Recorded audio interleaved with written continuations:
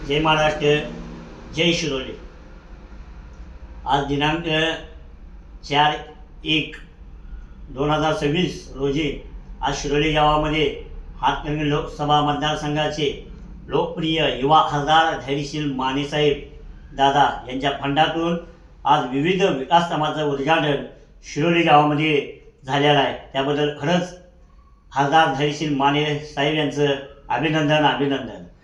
आज शिरोली गावावर त्यांचं जे असं प्रेम आहे ते असंच आयुष्यभर राहून दे हेच आमचं विनंती। तसंच दक्षिणचे आमदार श्री अमल म्हाडिक यांच्या सहकार्यानं व शिरोली ग्रामपंचायत सर्व सरपंच, उपसरपंच तसेच सर्व ग्रामपंचायत सदस्य व सर्व कर्मचारी वर्ग या सर्वांच्या सहकार्यानं शिरोली गावामध्ये विविध विकास कामं होत आहेत। त्याबद्दल सर्वांचं पुन्हा एकदा अभिनंदन।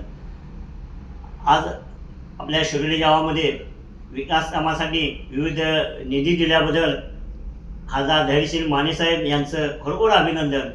कारण या शिरोली गावावर त्यांचं जास्तच प्रेम आहे असं मी तर म्हणतोय, आणि तसं म्हटलं तर वावगं ठरणार नाही। कारण दादाने अतिशय या शिरोली गावावर प्रेम केलेलं आहे। कारण आज एवढं निवडणूक होऊन 1 वर्ष पण झालेलं नाही, मला वाटतं किंवा 1 वर्ष झालं असेल। या वर्षात जवळ 5-7 वेळा आज आपल्या शिरोली गावामध्ये भेट देऊन, कारण ह्या हातकणंगले लोकसभा मतदारसंघामध्ये जवळजवळ 700 ते 800 गावं आहेत।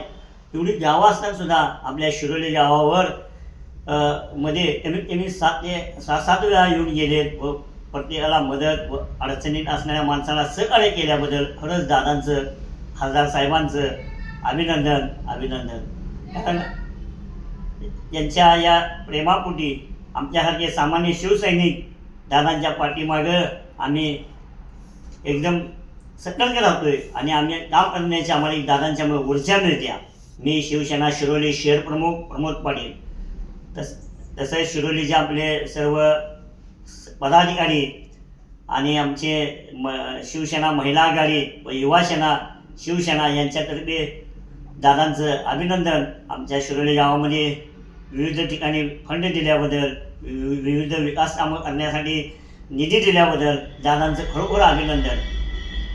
दादांनी असंच या महाराष्ट्रामध्ये सुद्धा या आपल्या हातकणंगले लोकसभा मतदारसंघ हा 1 नंबर विकास कामात करावा आणि जास्तीत जास्त कामं या हातकणंगले लोकसभा मतदारसंघामध्ये व आमच्या शिरोली गावामध्ये करावीत हेच दादांना आमची विनंती आहे। आणि भावी कार्यास दादांनी हार्दिक शुभेच्छा। जय हिंद, जय महाराष्ट्र, जय शिरोली।